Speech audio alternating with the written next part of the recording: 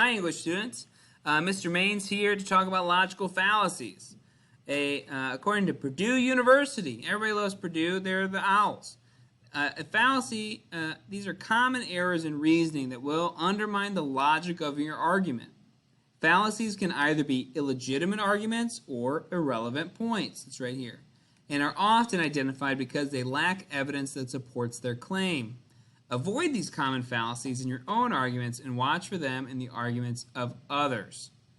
Right, so when making an argument, we start with a claim, and we come up with more points to back up our argument, some evidence, some reasoning, and we want to prove our argument to somebody else. A logical fallacy would make the argument invalid. The argument could still be right. It could still be true, but it would be invalid. So we should always work to make our arguments as valid as possible, to not use logical fallacies, because sound logical reasoning is really a bedrock for critical thinking, right? Fallacies are useful in convincing other people. They're used for a reason, because if you're not thinking critically, then they can be convincing. Okay, let's look at the example down here of a slippery slope example. If we ban Hummers because they are bad for the environment, eventually the government will ban all cars. So we should not ban Hummers. Okay, so slippery slope argument, which we'll look at that definition right over here on this website, yourlogicalfallacyis.com.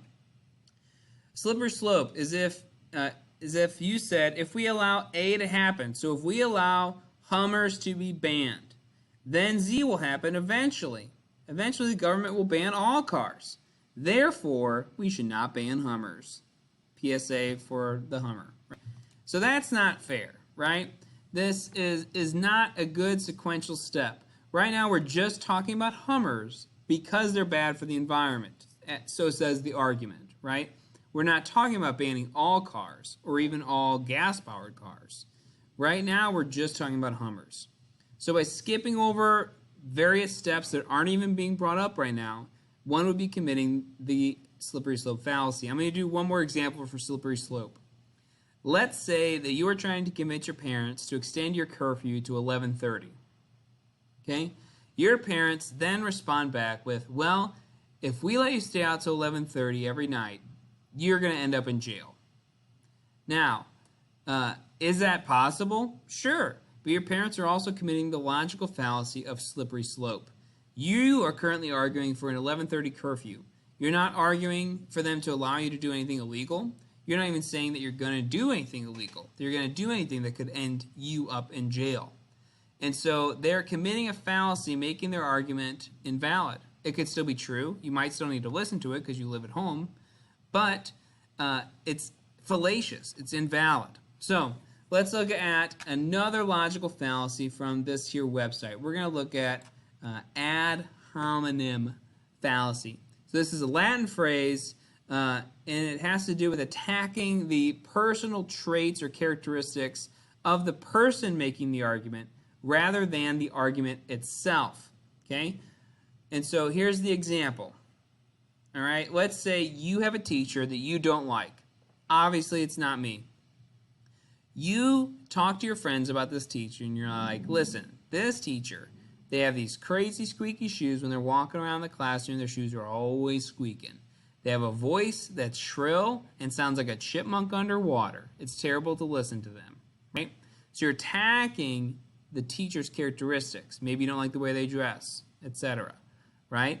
You're not arguing against their teaching style, their knowledge of the subject, how they present the information. And so your friend is going to have in their mind, if they're not thinking critically, oh, this is a bad teacher. They could just have terrible fashion, right? Bad fashion taste. That does not make a bad teacher, right? That's an ad hominem attack. We have bells here. It happens. I'm not retaking. Not retaking again. This is the third take. Last one, scapegoating. Okay? A scapegoating fallacy is unfairly blaming an unpopular person or group of people for a problem or person or group that is an easy target for such blame. Hypothetical. Okay? Let's say I'm a terrible teacher. Might be impossible. But let's just say that I'm a bad teacher. Okay? All my student reviews come back extremely negative. All my student test scores not only don't improve, they go down significantly, right? All my students flunk my class, and the principal calls me in for a meeting, and they're like, Mr. Maines, we're going to have to let you go because it seems objectively that you're a terrible teacher, right? I didn't have a choice. Accept their evidence or scapegoat, right? Who am I going to blame? Definitely you guys. Mr. Principal, Mrs. Principal, have you seen these students? They don't want to learn. They failed their tests on purpose, right? They're too busy with their TikToks and their YouTubes and their tweeters that they just didn't pay attention, right? It's not my fault. It's these dang students, right? Scapegoat to save my job. Probably not going to work. But we need to pay attention to these logical fallacies when people are making arguments so we can determine whether or not we can just toss that argument out if it's fallacious.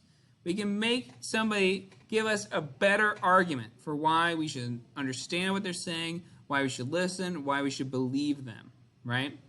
So as we enter into the land of the crucible, there's going to be several people making claims, which is the beginning of an argument. And their argument will turn out to be fallacious.